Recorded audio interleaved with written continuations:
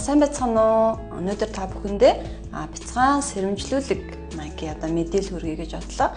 Сүүлийн үед интернет сошиал орчноор явж байгаа те.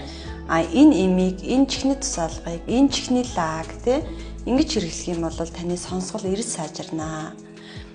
Чих ингэж сайн цэвэрлэгдэнэ. Эсвэл хоолойгоо, хамраа ялангуяа хүүхдүүдийг аав ээж нар нь хоолойгийн хамрын шээсээр нь зайлуулдаг. Ингэж зайлах юм бол хоолойн өвчин бүрэн идэгнэ гэсэн иймэрхүү мэдээллүүд маш их явагдаж байна.